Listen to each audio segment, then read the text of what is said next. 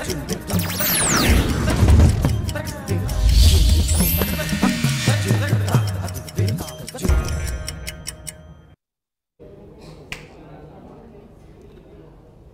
News தொலைக்காட்சி நேயர்கள் அனைவருக்கும் வணக்கம். உங்களை மீண்டும் ஒரு 8 திசை நிகழ்ச்சியில் சந்திப்பதில் மிக்க மகிழ்ச்சி. ஒவ்வொரு நாளும் பல முக்கியமான விஷயங்களை குறித்து பேசுவதற்கு, தெரிந்து கொள்வதற்கு தான் இந்த 8 திசை நிகழ்ச்சி ஒரு வாய்ப்பாக அமைந்திருக்கின்றது. இன்று நாம் பேசவிருக்கின்ற தலைப்பு, நாம் அனைவரும் பெருமைப்படக்கூடிய விஷயம். இன்னும் சற்று சில நிமிடங்களில் 5 மணி 28 நிமிடங்களுக்கு சதீஷ் தவான் ஸ்பேஸ் சென்டர்ல இருந்து இன்னைக்கு ராக்கெட் லான்ச் பண்ணியிருக்காங்க, GSLV Mark 3. அதன் நேரலையை தற்போது பார்க்கலாம். Text ADD followed by channel number.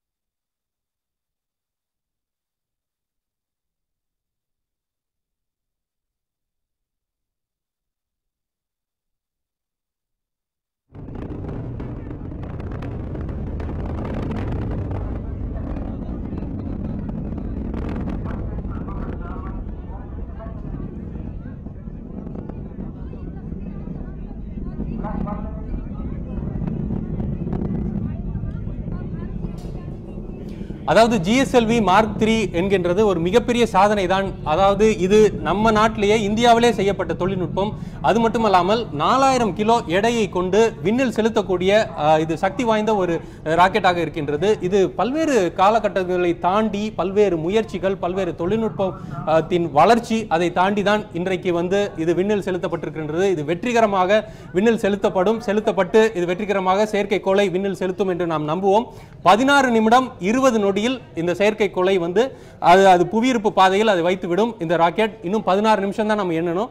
இது ஒரு மிகப்பெரிய ஒரு சாதனை தான். ஏனென்றால் இதுவரைக்கும் 4000 கிலோ எடை கொண்ட ஏவுகணைகளை செலுத்துவதற்கு குறிப்பாக யூரோப், பிரான்ஸ் போன்ற நாடுகளில் தான் நாம் நம்பி இருந்தோம். தற்போது இந்த தொழில்நுட்பம் இந்தியாவுக்கே கிடைத்திருக்கின்றது. இது ஒரு மிகப்பெரிய ஒரு சாதனையாக தான் பார்க்கப்படுகின்றது. அதன் நேரலை காட்சிகளை தான் நாம் தற்போது பார்த்து கொண்டிருக்கின்றோம். இது இந்தியாவுக்கு மிகப்பெரிய பெருமை. நாம் பெருமையாக சொல்லிக் கொள்ளலாம். இந்த தொழில்நுட்பத்தையும் நாமே தான் செய்தோம். இதை வேறெங்கிலிருந்தும் நாம் கடன் வாங்கவில்லை. அது குறிப்பாக சொல்லப்போனால் இது Mark 3, GSLV Mark 3. GSLV Mark 1 என்கின்ற ஒரு முதல் வெர்ஷன், ஃபர்ஸ்ட் வெர்ஷனை லான்ச் பண்ணோம். ஆனால் அது 33% தான் வெற்றி அடைய முடிஞ்சது. அடுத்த வெர்ஷன் GSLV Mark 2 லான்ச் பண்ணோம். அது 80% வெற்றி அடைந்தது. இது GSLV Mark 3. இது குறிப்பாக கண்டிப்பாக 100% வெற்றி அடையும் என்று நாம் நம்புவோம். இதன் தொடர்ச்சியாக, இதன் வளர்ச்சியாக தான் குறிப்பாக மனிதனை கூட விண்வெளியில் செலுத்துவதற்கான ஒரு தகுதியை இந்தியா பெற்றுவிடும் என்று நாம் நம்பலாம். இதை நாம் தொடர்ந்து பார்ப்போம். இந்த நேரலையை நாம் தொடர்ந்து பார்க்கலாம்.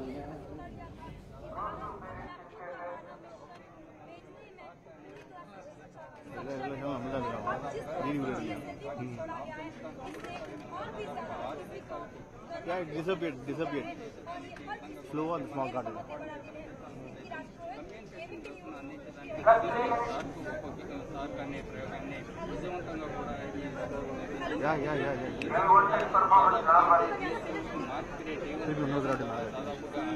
क्या awesome visuals are the work అంటే ఇప్పటి వరకు ప్రప్రథమంగా ఉన్నటువంటి 3 அதாவது உலகம், இந்த பூமி பந்து தோன்றி 460 கோடி ஆண்டுகள் ஆயிருக்குது. மனிதன் இந்த பூமியில் உருவாகி 1 லட்சத்திலிருந்து 2 லட்சம் ஆண்டுகள் ஆயிருக்கின்றது. ஆனால் மனிதன் எந்த இடத்துலலாம் பூமியில் இருக்கிறான் அப்படின்றத கண்டுபிடிச்சது, அனைத்து கண்டங்களிலும் மனிதன் எங்கெல்லாம் வசிக்கின்றான் என்பதை கண்டறிஞ்சது சற்று ஒரு 500-600 ஆண்டுகளுக்கு முன்னால தான். அப்போதான் அமெரிக்கா கண்டமாக இருக்கட்டும், ஆஸ்திரேலியா கண்டமாக இருக்கட்டும், மனிதர்கள் அதுக்கு முன்னாடியே அங்கு வசித்து வந்தாங்க. ஆனால் அன்றைக்கு வல்லாதிக்க நாடுகளாக இருந்த ஐரோப்பிய கண்டத்து நாடுகள் தான் இந்த கண்டங்களை எல்லாம் ஆக்கிரமித்து இந்த பூமி பந்தை கூறு போட்டது. இதை கூறு போட்ட இந்த சூழ்நிலையில் தான் தற்போது கடலை ஆக்கிரமிப்பதற்கு சைனா, அமெரிக்கா போன்ற நாடுகள் முயற்சித்து வருகின்றது. அடுத்த ஃப்ரண்டேயராக தான் விண்வெளி இருக்கின்றது. இந்த விண்வெளியில் இந்தியாவும் எந்த விதத்திலும் பின்தங்கி விடாது என்கின்றதை உறுதி செய்வதற்காக தான் இன்றைக்கான GSLV லான்ச் அமைந்திருக்கின்றது. தற்போது இதை குறித்து ஒரு விரிவான தொகுப்பை நாம் பார்க்கவிருக்கின்றோம். இந்த GSLV Mark 3 என்கின்ற ராக்கெட் GSAT-19 என்கின்ற செயற்கைக்கோளை விண்ணில் செலுத்தவிருக்கின்றது. இந்த GSAT-19 செயற்கைக்கோள் குறித்து ஒரு விரிவான தொகுப்பை வழங்கவிருக்கிறார் ராமகிருஷ்ணன். இது உங்களுக்கான நேரம். ஒவ்வொரு இந்தியனும் உலக அரங்கில் பெருமையாகவும் இன்னும் சொல்லப்போனால் வரலாற்று சிறப்புமிக்க ஒரு நிகழ்வாகவும் இன்று நிகழ்த்தப்பட்டிருக்கிறது. கிட்டத்தட்ட 3000 கிலோவிற்கு மேல் 3126 கிலோ எடையுள்ள ஒரு செயற்கைக்கோள் விண்ணில் வெற்றிகரமாக ஏவப்பட்டிருக்கிறது. இதனுடைய சுவாரஸ்யமான சிறப்புகள் என்ன என்று தற்போது பார்க்கலாம். முதலாவதாக குறிப்பிடத்தகுந்த விஷயம் என்னவென்றால் அதிக எடை கொண்ட முதல் செயற்கைக்கோள் GSAT-19. GSAT-19 வரிசையில் மிக அதிக எடை கொண்ட இதுவரை இந்த எடையில் இந்தியா இதற்கு முன்னர் செலுத்தியதில்லை. அந்த அளவிற்கு அதிக எடையுள்ள ஒரு செயற்கைக்கோளை தற்பொழுது வெற்றிகரமாக செலுத்தி இருக்கிறது. இரண்டாவது நாம் குறிப்பிடத்தகுந்த விஷயம் என்னவென்றால் முழுமையாக வளர்ச்சி பெற்ற 200 யானைகளுக்கு சமமான 3136 கிலோ, அதாவது இதன் துல்லியமான கணக்கீடு இதனுடைய எடை என்றால் 3136 கிலோ எடையுள்ள ஒரு செயற்கைக்கோளை சுமந்து விண்ணில் சென்றிருக்கிறது இந்த செயற்கைக்கோள். அடுத்த அம்சமாக நாம் காண்பது GSAT-19 செயற்கைக்கோள் இந்தியாவின் மிகப்பெரிய செயற்கைக்கோள். இந்த அளவிற்கு பிரம்மாண்டமான கிட்டத்தட்ட 3 டன் எடையுள்ள ஒரு செயற்கைக்கோளை விண்ணில் செலுத்துவது என்பது, அதற்கான தொழில்நுட்பங்களை பெறுவது என்பது மிக மிக கடினமான விஷயம். அதை இந்தியா தற்பொழுது சாதித்திருக்கிறது. அடுத்த அம்சமாக நாம் காண இருப்பது GSLV Mark 3 ராக்கெட் 3 மோட்டார்களை கொண்டுள்ளது.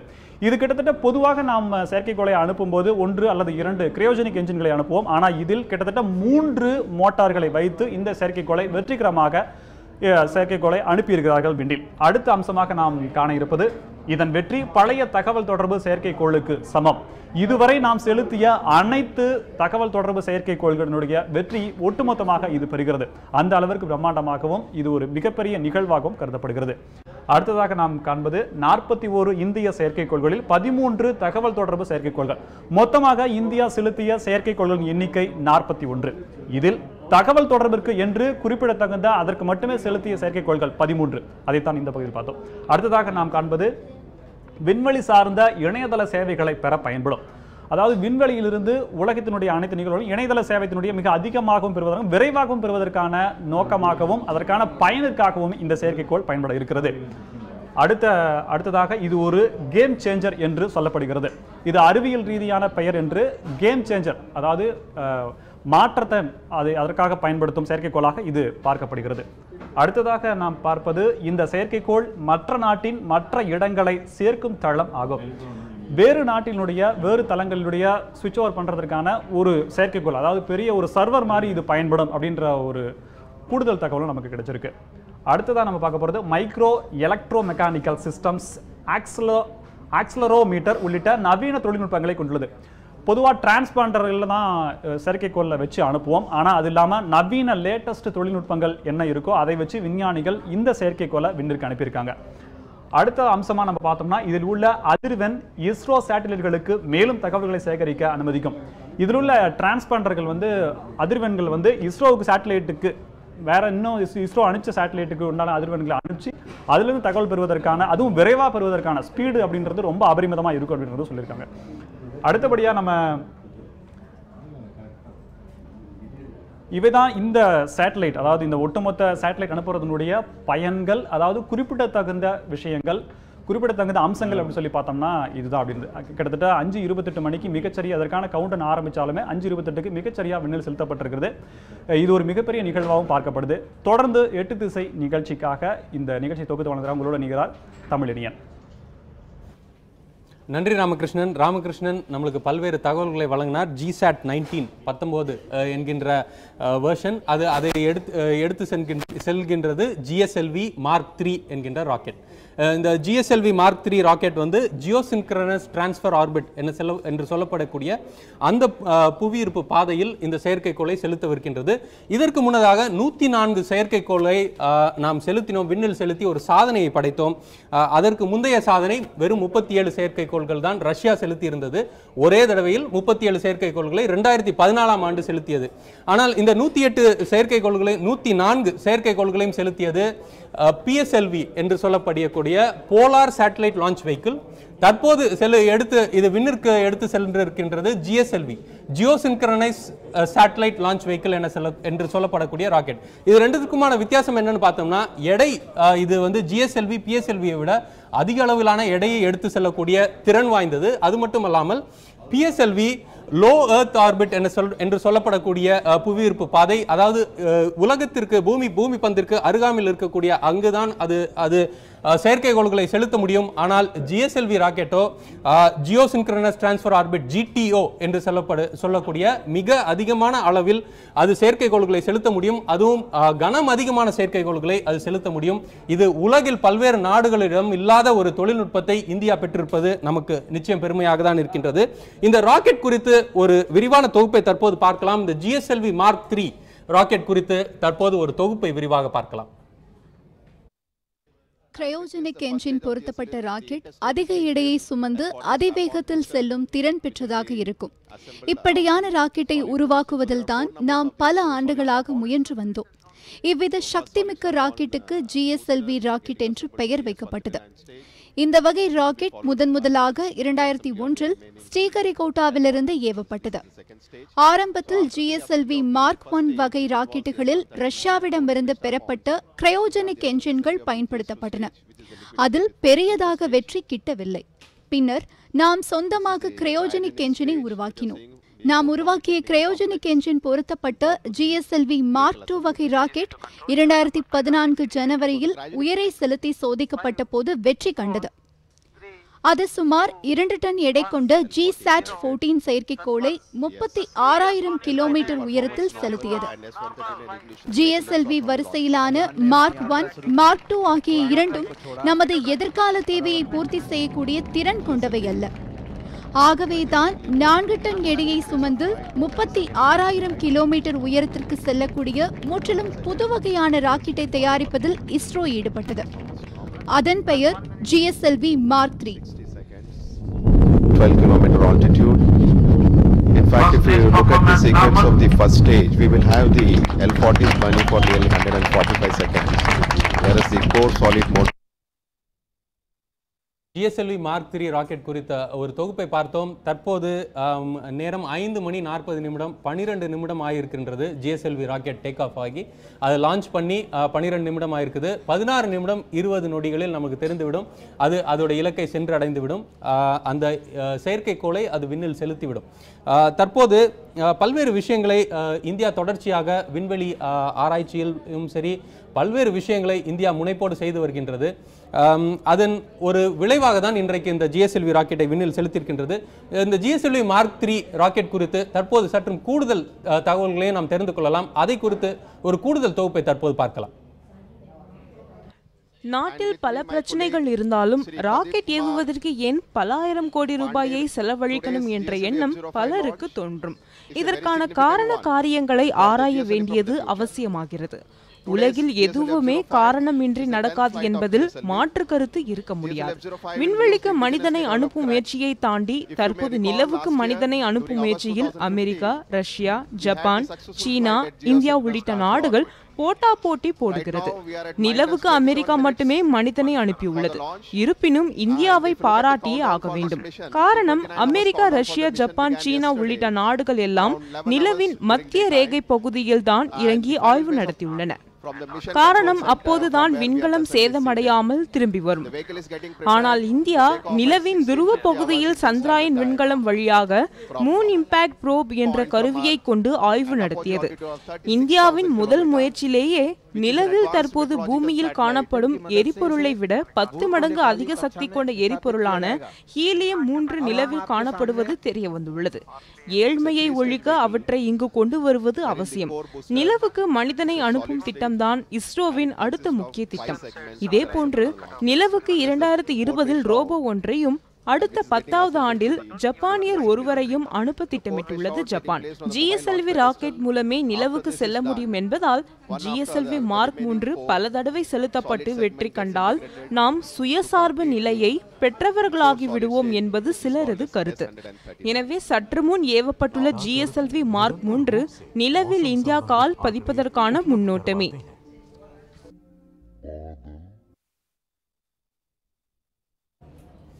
GSLV Mark III ராக்கெட் குறித்து சற்று கூடுதல் தொகுப்பை தற்போது பார்த்தோம். இந்த ராக்கெட் விண்ணில் செலுத்த முன்னாடி ஒரு கவுண்ட் டவுன் நடத்துவாங்க. அதுவும் ஒரு சீரிய முயற்சிக்கு அப்புறம் இது திட்டமிட்டபடி ஒரு ஸ்கெடியூல் படி தான் நடக்கும். 25 மணி நேரம் 30 நிமிடங்கள் இந்த கவுண்ட் டவுன் தொடர்ச்சியாக நடந்திருக்கும். அந்த கவுண்ட் டவுனுக்கு அப்புறம் இந்த ராக்கெட் விண்ணில் செலுத்தப்பட்டிருக்கின்றது. அது எல்லாமே மணி நேரம், நிமிடம், வினாடி இது எல்லாமே துல்லியமாக கணக்கிடப்பட்டு தான் இந்த ராக்கெட் ஆனது விண்ணில் செலுத்தப்பட்டிருக்கின்றது. இது நமக்கு நிச்சயமாக ஒரு பெருமைக்குரிய ஒரு விஷயமாக தான் இருக்கின்றது. அது குறிப்பாக மனிதனை விண்வெளியில் செலுத்துவதற்கான ஒரு முயற்சியாகவும் இது பார்க்கப்படுகின்றது. ஏனென்றால் 4000 கிலோ எடை கொண்ட ஒரு ஏவுகணையை எடுத்து செல்லக்கூடிய திறன் படைத்த இந்த GSLV Mark III ராக்கெட் ஆனது குறிப்பாக மனிதனை எடுத்து செல்லக்கூடிய மாடியூல்கள் 4000 கிலோ எடைக்கு மேலாக தான் இருக்கின்றது. அதை எடுத்து செல்லக்கூடிய திறன் நமக்கும் இந்தியாவுக்கும் இருக்கின்றது என்கின்றதை இது நிரூபிக்கின்றது. குறிப்பாக இந்தியாவில் இருந்து விண்வெளிக்கு சென்ற முதல் மனிதர் ராகேஷ் சர்மா. அவர் சோவியத் யூனியன் நாட்டோடு சேர்ந்து அந்த காஸ்மோநாட்ஸோடு சேர்ந்து அவர் விண்வெளிக்கு சென்று வந்தார். ஆனால் இது இந்தியாவிலேயே நம் முயற்சியிலேயே நம் இந்தியர்களை விண்வெளிக்கு அனுப்புவதற்கான ஒரு முயற்சியாக இருக்கின்றது. இதை தொடர்ந்து குறிப்பாக இந்தியர்களை நாம் நிலவில் இந்தியர்களை தரையிறக்க முடியுமா? தற்போது அமெரிக்கா மட்டும்தான் இந்த சாதனையை செய்திருக்கின்றது. சீனா இதற்கு முனைப்பு காட்டுகின்றது. இந்தியாவும் இதற்கான முனைப்பை காட்டி நாம் இதை வெல்வோமா என்பதுதான் அனைவரது எதிர்பார்ப்பாக இருக்கின்றது. தற்போது இந்த கிரையோஜெனிக் இன்ஜின் இந்த சிஸ்டம் இதுல யூஸ் பண்ணியிருக்காங்க GSLV Mark III. அந்த கிரையோஜெனிக் இன்ஜின் குறித்து ஒரு விரிவான தொகுப்பை பார்ப்போம். இது ஒரு புதிய தொழில்நுட்பம். ஏனென்றால் இந்த ராக்கெட்டை விண்ணில் அதற்கான தேவையான எரிபொருள் இந்த கிரையோஜெனிக் சிஸ்டம் மூலமாக இதில் செய்யப்பட்டிருக்கின்றது. அந்த கிரையோஜெனிக் இன்ஜின் இது எப்படி செயல்படுது என்றது விரிவான ஒரு தொகுப்பை தற்போது பார்க்கலாம். கடும் குளிர்விப்பு நிலையிலான எரிபொருட்களை பயன்படுத்தும் ராக்கெட் என்ஜினை கிரையோஜெனிக் என்ஜின் என்று அழைக்கப்படுகிறது. ஆக்சிஜன் வாயுவை -183 டிகிரி சென்டிகிரேட் அளவுக்கு குளிர்வித்தால் அந்த வாயு திரவமாகிவிடும். அதேபோல ஹைட்ரஜன் வாயுவை -253 டிகிரி சென்டிகிரேட் அளவுக்கு குளிர்வித்தால் அதுவும் திரவமாகிவிடும். ராக்கெட் என்ஜினில் இந்த இரண்டையும் சேர்த்து எரித்தால் மிகுந்த உந்து திறன் கிடைக்கும். எடைமிக்க செயற்கைக்கோளை செலுத்த வேண்டும் எனில் கிரையோஜெனிக் வகை என்ஜின் பொருத்தப்பட்ட ராக்கெட்டை தான் பயன்படுத்த முடியும்.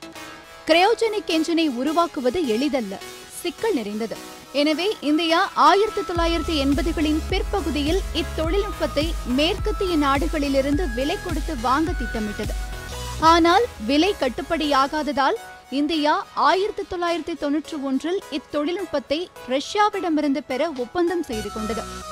ஆனால் இந்தியாவுக்கு இத்தொழில்நுட்பம் கிடைக்காதபடி முட்டுக்கட்டை போட்டது அமெரிக்கா. அமெரிக்க நிர்பந்தத்துக்கு ரஷ்யாவும் பணிந்தது. இறுதியில் ரஷ்யா வெறும் 7 கிரையோஜெனிக் என்ஜின்களை மட்டும் இந்தியாவுக்கு அளித்தது, தொழில்நுட்பத்தை அளிக்கவில்லை. இஸ்ரோ 2001ஆம் ஆண்டில் தொடங்கி இவற்றில் 6 என்ஜின்களை புதிதாக உருவாக்கப்பட்ட GSLV Mark I ராக்கெட்டுகளில் பயன்படுத்தியது. அதில் பெரிதாக பலனில்லை. அதனால் இந்தியா சொந்தமாக கிரையோஜெனிக் என்ஜின்களை உருவாக்க ஆரம்பித்தது. அந்த என்ஜினை 2010இல் GSLV Mark II ராக்கெட்டில் பயன்படுத்தி முதல் முயற்சியில் தோல்வியடைந்தது. அதன் பிறகு 2 தடவைகளில் அந்த என்ஜின் நன்கு செயல்பட்டு வெற்றி பெற்றோம். GSLV Mark II ராக்கெட்டில் அந்த என்ஜின் நன்கு செயல்பட்டதன் பலனாக இன்சாட் 3DR செயற்கைக்கோள் வெற்றிகரமாக உரிய பாதையில் செலுத்தப்பட்டு 36,000 கிலோமீட்டர் உயரத்தை எட்டியது. அடுத்து இந்தியா இதைவிட 2 மடங்கு திறன் கொண்ட கிரையோஜெனிக் என்ஜினை உருவாக்கியுள்ளது. இது GSLV Mark III ராக்கெட்டில் பயன்படுத்தப்படுகிறது.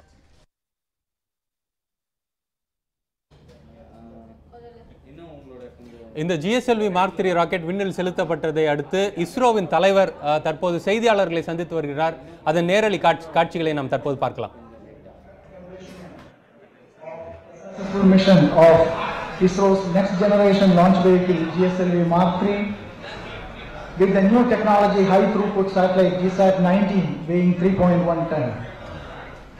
The great heritage of ISRO culture, the culture of teamwork and commitment to the nation, and also the habit of ISRO to execute complex missions in a very professional way have ultimately culminated into yet another significant event in 2017 at Sriharikota. Enormous amount of efforts have gone in to accomplish this task for many years, many generations, and also various centers of ISRO, starting from the Vikram Sarabhai Space Center, the lead center for the design and development of launch vehicles, the liquid propulsion centers, LPSC and IPRC for the development of cryo stage and the liquid stages, the Satish Dhawan Space Center responsible for realizing the massive solid motors carrying 400 tons of propellant together and integrating the whole vehicle and satellite and filling the huge amount of liquid and cryo propellants from a remote place 6 kilometers away from the launch pad. The launch campaign of our next mission, PSLV C-38 with Cartosat 2E, is going on full steam in the first launch pad in parallel with this, and the launch is scheduled in the next half of this month. And also, the activities related to S-200 preparation for the next mission of GSLV Mark 3 D1 also started, and we are planning the total integration of our next GSLV D3, next GSLV Mark 3 flight from the new second vehicle assembly bay, for which the preparation is going on. The project is in the final phase of realization, and which is going to be 3 times bigger than the present vehicle assembly bay. I am sure that the successful mission of GSLV Mark 3 D1 today will lead to the third stream of operational launch vehicle for ISRO with higher capacity payload, and also the GSAT-6 will lead to much higher throughput satellites in the near future. Let me conclude my words by once again express my sincere gratitude to the entire team for your wonderful job for this really wonderful mission. Thank you.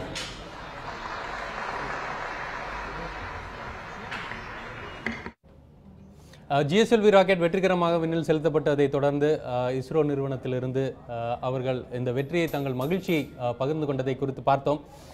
தற்போது international space station என்று சொல்லக்கூடிய விண்வெளியில் மனிதனை தங்க வைப்பது குறித்த ஒரு ஆராய்ச்சி தொடர்ச்சியாக நடந்து கொண்டுதான் இருக்கின்றது. அந்த இன்டர்நேஷனல் ஸ்பேஸ் ஸ்டேஷன் விண்வெளியில் இருக்கின்ற ஒரு மிகப்பெரிய மனிதன் உருவாக்கிய செயற்கைக்கோள். அந்த செயற்கைக்கோள் அங்கு விண்வெளியில் இருக்கின்றது. அதை தொடர்ச்சியாக 16 வருடங்களாக தொடர்ச்சியாக மனிதன் அதில் வாழ்ந்து வருகின்றான். அப்போ விண்வெளியிலும் மனிதன் வாழ்வதற்கான சாத்தியங்களை குறித்தும் நாம் பல்வேறு நாடுகள் ஆராய்ச்சி செய்து கொண்டிருக்கின்றது. இந்த ஆராய்ச்சியில் சீனாவும் ஈடுபட்டு கொண்டிருக்கின்றது. இந்தியாவும் அதில் சேருமா என்பதுதான் தற்போதைய கேள்வியாக இருக்கின்றது. நாம் பல்வேறு விஷயங்களை நாம் பார்க்கவிருக்கின்றோம். தற்போது அது மட்டுமல்லாமல் இந்தியா என்பது ஒரு மிகப்பெரிய மக்கள் தொகை கொண்ட நாடு. அதில் தொழில்நுட்பமும் வளர்ச்சி மக்கள் தொகைக்கேற்ப நம் தொழில்நுட்பமும் வளர்ந்து கொண்டே இருக்கின்றது என்பது நம் அனைவருக்கும் ஒரு மகிழ்ச்சியான செய்தியாக தான் இருக்கின்றது. தற்போது இந்த GSLV Mark 3 ராக்கெட் குறித்த பல்வேறு காட்சிகளை நாம் பார்க்கலாம். அது விண்ணில் செலுத்தப்பட்ட காட்சிகளை தற்போது பார்க்கலாம்.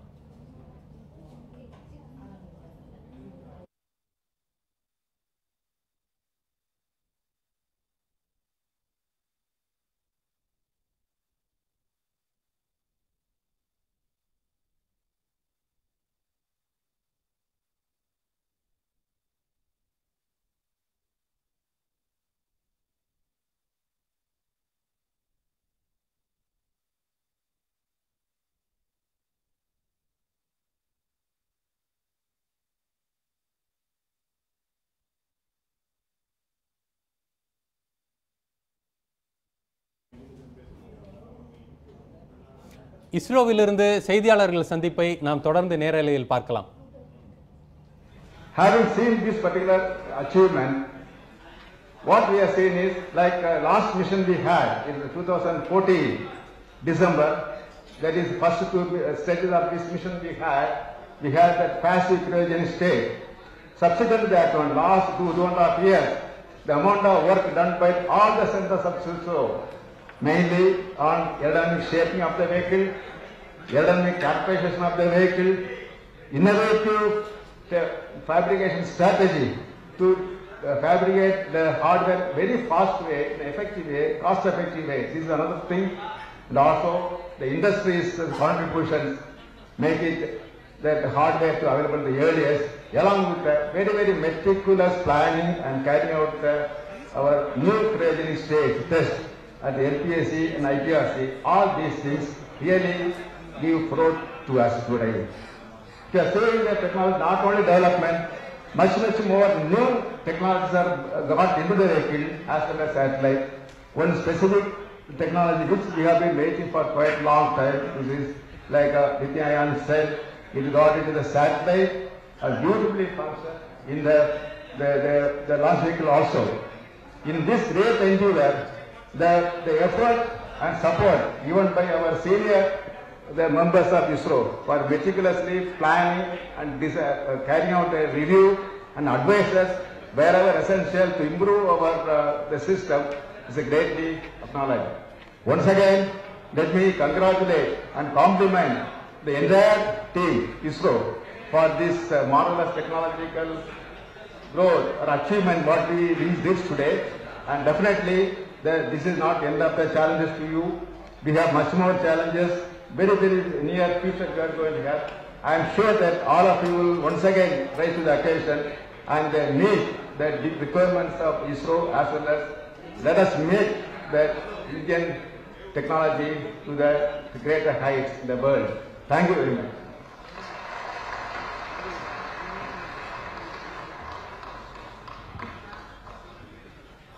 I have no words to express my joy of seeing GSLV Mark III in its maiden full-fledged flight successfully placing GSAT-19 in orbit. This is a dream come true for all those who have worked behind for the last 12 years or so in realizing this complex technology of launch vehicle, the GSLV Mark III. This mission signifies the testing of C-25 cryogenic upper stage. This launch was in fact a test bed for this cryogenic stage to fly, since we already done one of the missions proving the S-211 ton and the basic vehicle in 2014. Today in this mission we have seen a flawless performance of C-25 stage, the fully indigenous developed gas cylinder cycle cryogenic engine and stage. It's really a marvel of technological achievement.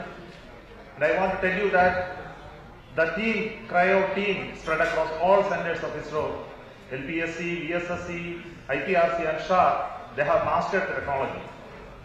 The travel we had in the last 25 years in harnessing the knowledge, realizing the first of the cusp stage which is flying successfully in GSLV last 3 flights, it has done fantastic performance.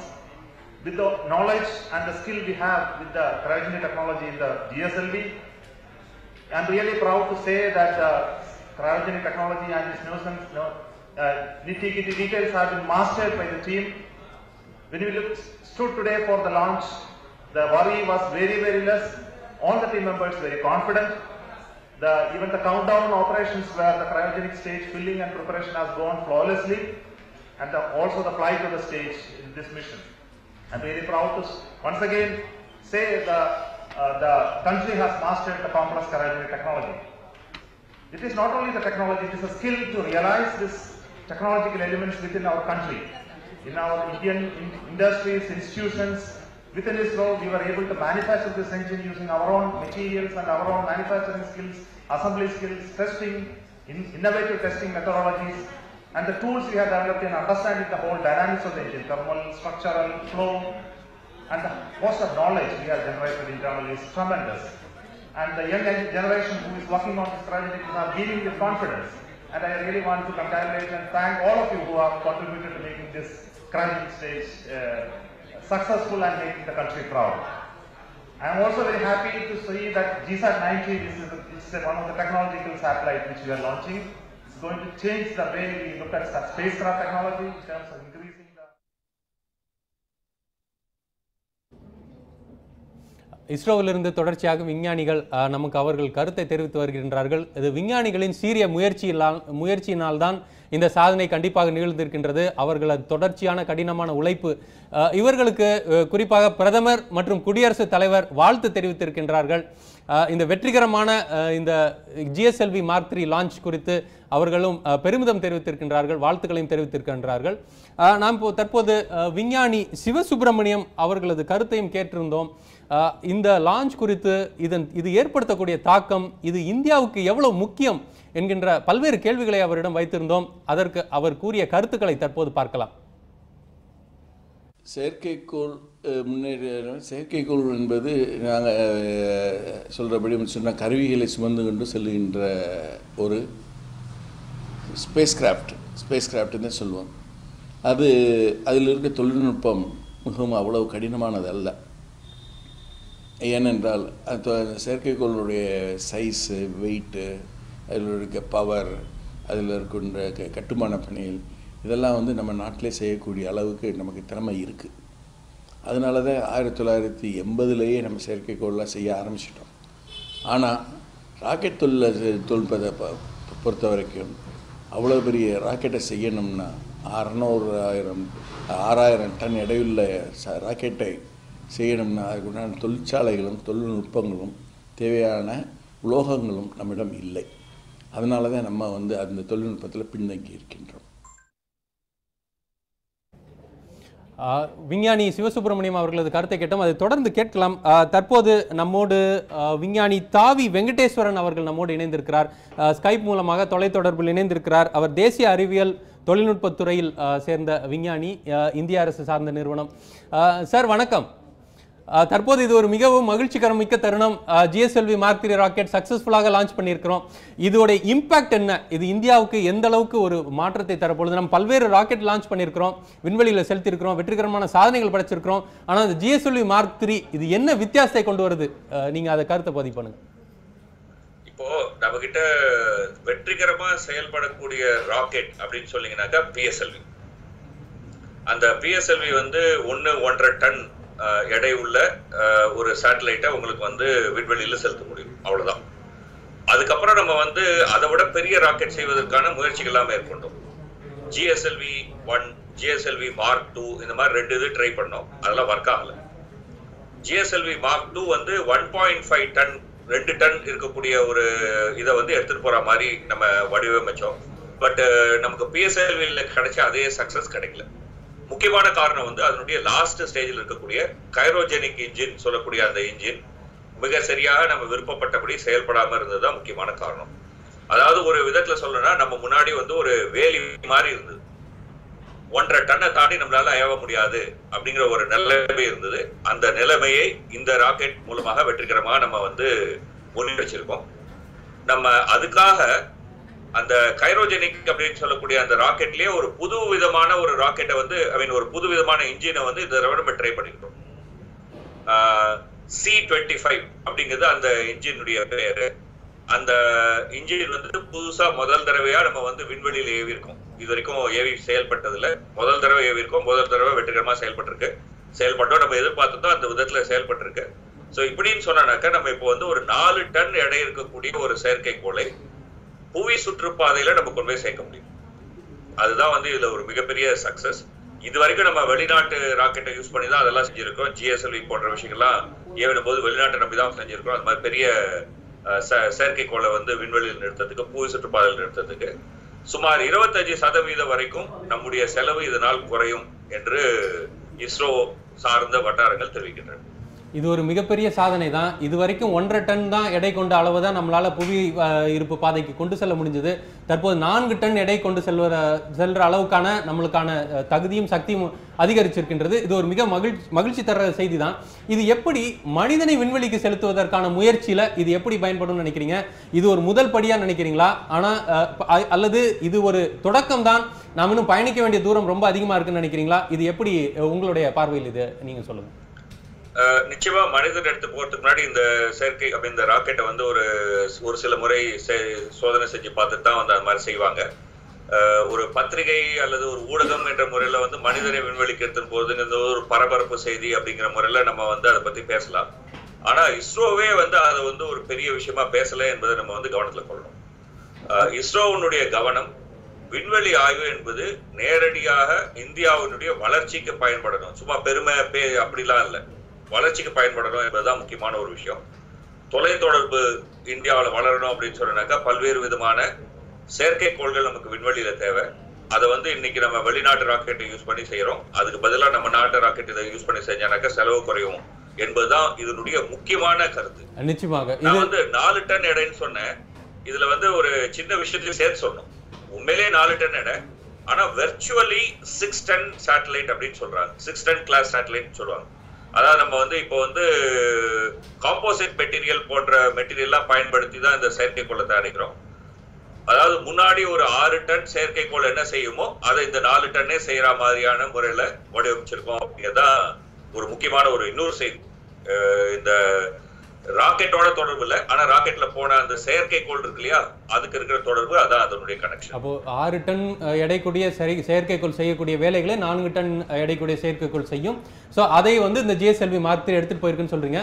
இது நிச்சயமாக இது வந்து பெருமைப்படக்கூடிய விஷயம், இது ஒரு பரபரப்பை ஏற்படுத்தக்கூடிய விஷயம், மனிதனை விண்வெளிக்கு அனுப்ப வேண்டிய விஷயம் அப்படி நம்ம பார்க்கல. இதை நம்ம எப்படி அணுகிறோம்னா, இப்போ தற்போது இன்டர்நேஷனல் ஸ்பேஸ் ஸ்டேஷன்ல 16 வருஷமாக தொடர்ச்சியாக மனிதன் குடியிருக்கிறான். அங்கிருந்து போயிட்டு அவர்கள் வந்து ஜீரோ கிராவிட்டி எக்ஸ்பெரிமெண்ட்ஸ் நிறைய செய்யறாங்க.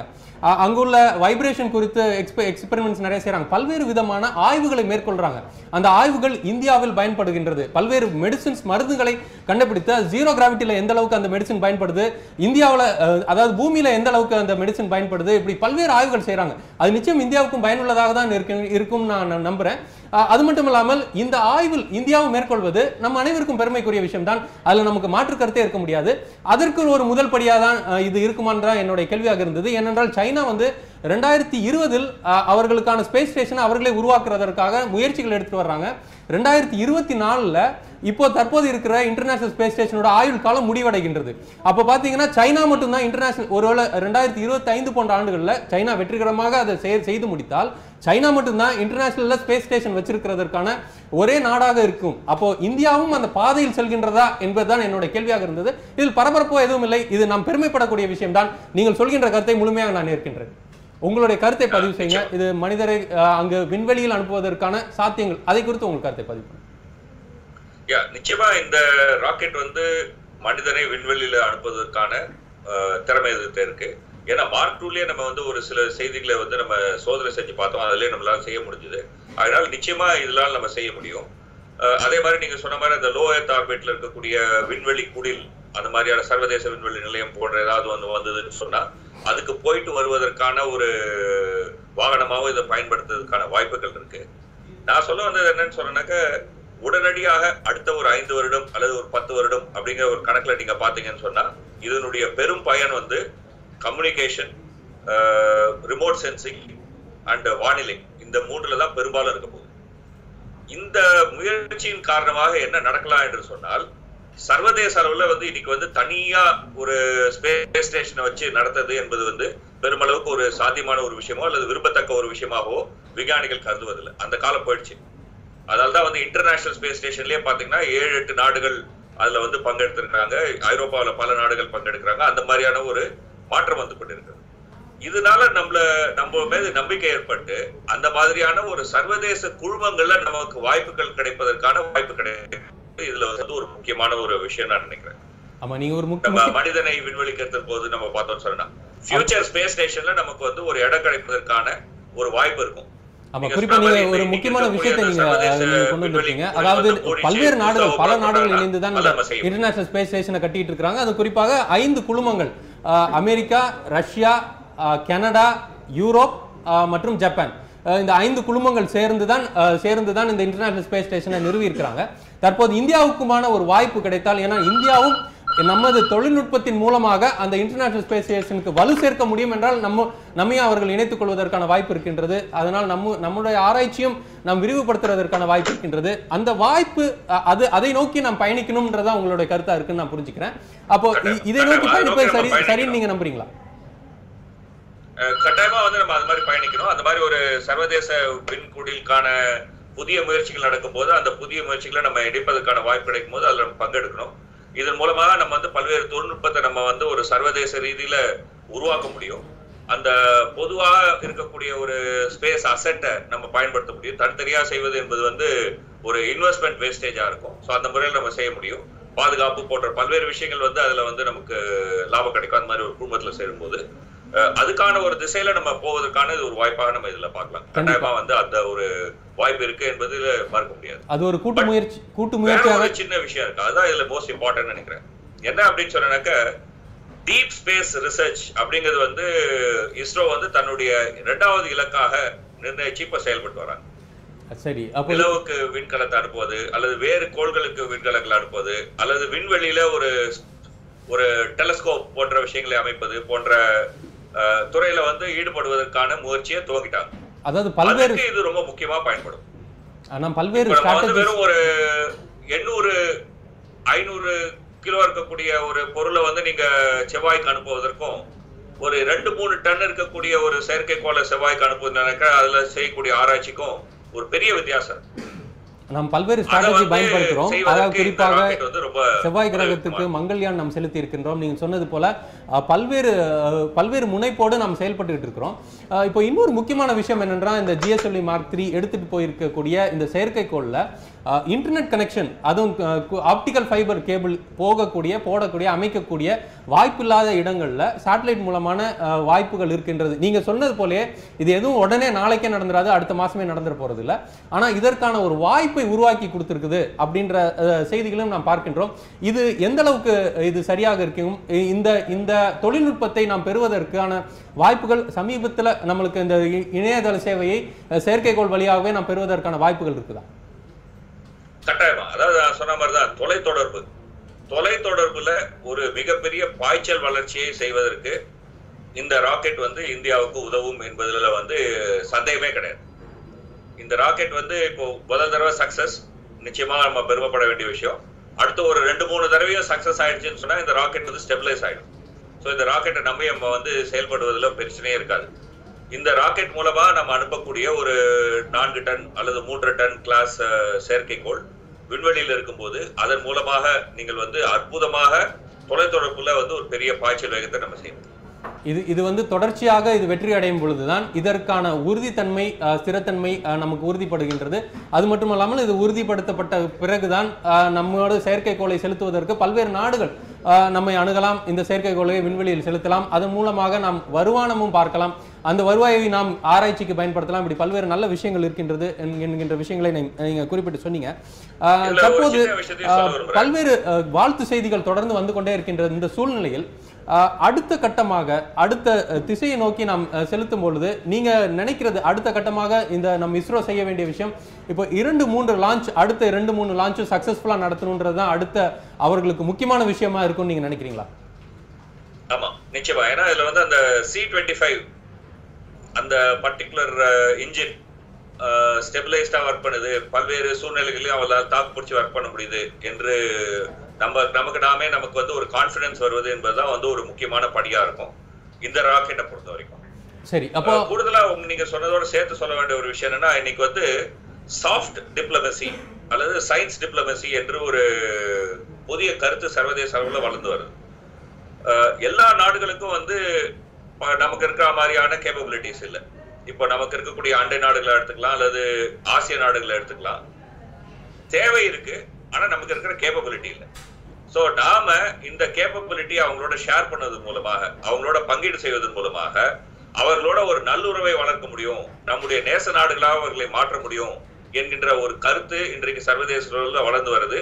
இந்தியாவிலும் அந்த சயின்ஸை வந்து ஒரு சயின்ஸ் டிப்ளமசி என்று நம்ம பயன்படுத்தணும் என்ற ஒரு கருத்து இருக்கு. அந்த ரீதியில தான் சமீபத்தில் அந்த சார்க் சேட்டலைட் என்று ஒன்று அமிச்சாங்க அப்படிங்கிறதையும் உங்களுக்கு கவனத்துக்கு நான் கொண்டு வரேன். ஆமாம், குறிப்பாக இந்த சாஃப்ட் பவரை பயன்படுத்தி தற்போது பல்வேறு முன்னெடுப்புகளை இந்தியா செய்து கொண்டு வருகின்றது. இந்த GSLV Mark 3ன்றது வந்து நம்ம உள்நாட்டு தயாரிப்பு, முற்றிலுமாக உள்நாட்டு தயாரிப்பு அப்படின்னு சொல்லி நம்ம பெருமைப்பட்டுக்கிறோம். இது குறித்து ஒரு பின்னணி நீங்களும் சொன்னீங்க. GSLV 1, GSLV Mark 2 போன்றவை நம்ம லான்ச் பண்ணோம். அதில் GSLV 1ல 33% வெற்றி, GSLV 2 80% வெற்றி. ஆனால் இதெல்லாம் பார்த்தீங்கன்னா குறிப்பாக நமக்கு வந்து சோவியத் யூனியனோட ஒப்பந்தம் போட்டு அந்த தொழில்நுட்பம் நமக்கு மறுக்கப்பட்ட பிறகு நாமே செய்த ஒரு முயற்சியாக தான் இருக்கின்றது.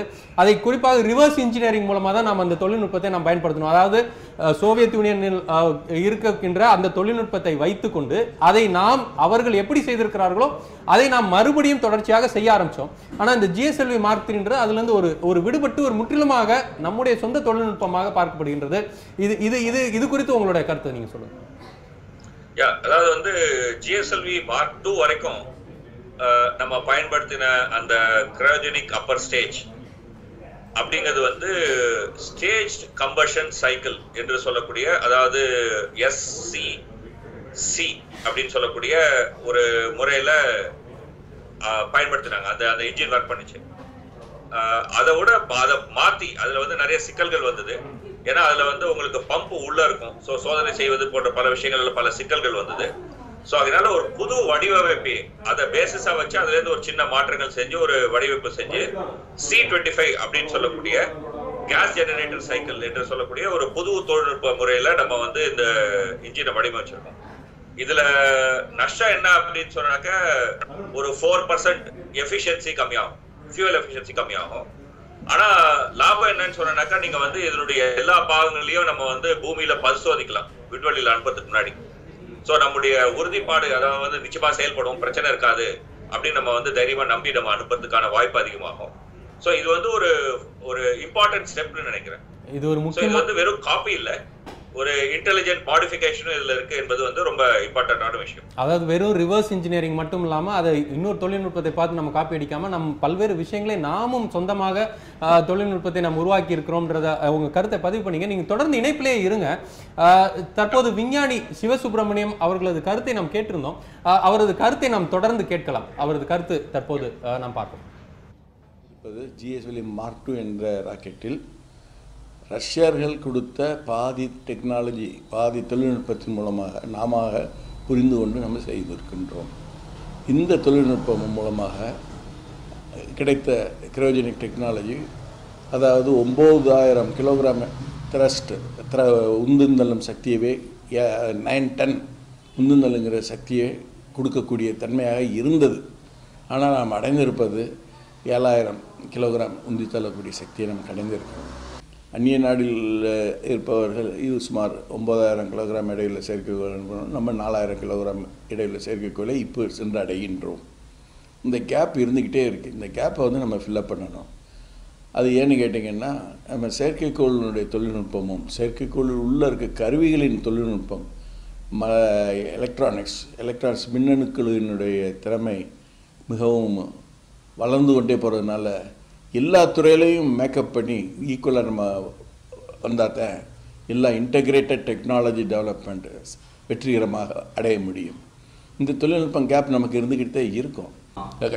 கட்டாயம் இந்த GSAT-19ங்கிற செயற்கைக்கோளில் வந்து அதிநுட்பமான S பேண்டு C பேண்டு டிரான்ஸ்பாண்டர்கள் இருக்கின்றன.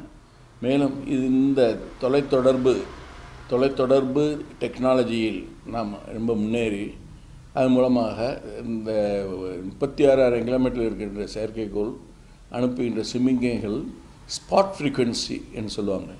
ஸ்பாட் ஃப்ரீக்வன்சி மூலமாக 18 இடங்கள், இந்தியாவில் இருக்க 18 இடங்களுக்கு மட்டும் ஸ்பாட் ஃப்ரீக்வன்சி கான்சன்ட்ரேட்டடாக கொடுக்க முடிகின்றது.